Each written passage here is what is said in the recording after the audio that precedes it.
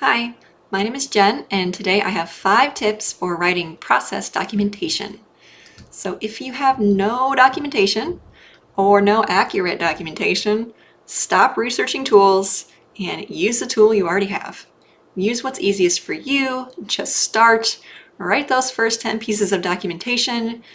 Remember that you can delegate or hire someone to maybe migrate to a new tool later after documentation exists. That is actually possible for someone else to do, but it is much more difficult or impossible to hire someone to extract that process information out of your brain. Write it first.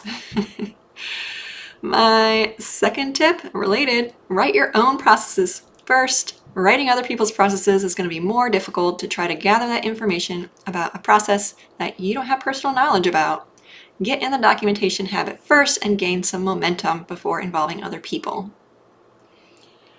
If you don't like writing, my third tip is to start by creating a voice recording or use one of the many GIF or Loom-like tools to record yourself doing the process just to get started, then transcribe that to your written process steps.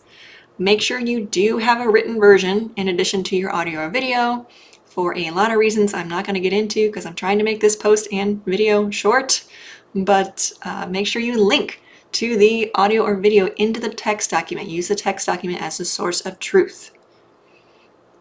My next tip is about writing in a particular tense or point of view. You're going to want to write in the second person point of view, the you voice, the directing someone to do the work. So starting each step with a verb can help you write in this way so it doesn't read as I do this, I do that, or other people are not going to think that process applies to them. They're going to think it's your process and only your process. They're not going to feel included, and they're not going to want to edit or improve it later on if it's yours. My final tip today is to have someone else test the document after you revised it once or twice to help you make the steps and the context clearer for everyone to use. Don't spend too much time perfecting the first draft. Whole sections of your document can be labeled in progress as long as you have tasks for yourself to revisit it later and add to the document each time you perform the process. Remember that this is living documentation. It should be updated at least quarterly. It's never finished, so relieve some of that pressure for it to be perfect on your first try. Get some feedback early on. If you like these tips, I do have more content about this on my blog. There should be a link below the video or in the comments. But if you know you're not going to read a blog and you need more accountability to get your documentation started, I do have a live workshop on how to write a clear process anyone can follow. I run the workshop almost every month. It's 3 hours, and no, I don't talk for the entire 3 hours. That's not going to be very useful.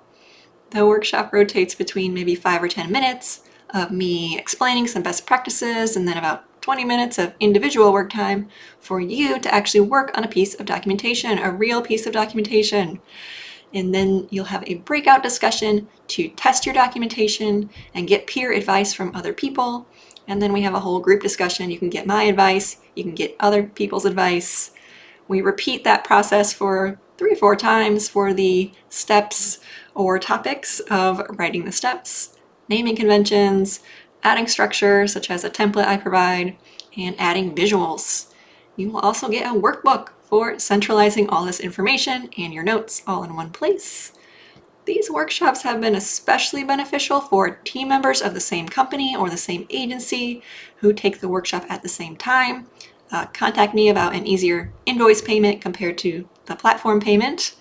So if you'd like a kickstart or a restart for your documentation efforts, enroll in the workshop. There should be a link below this video and post.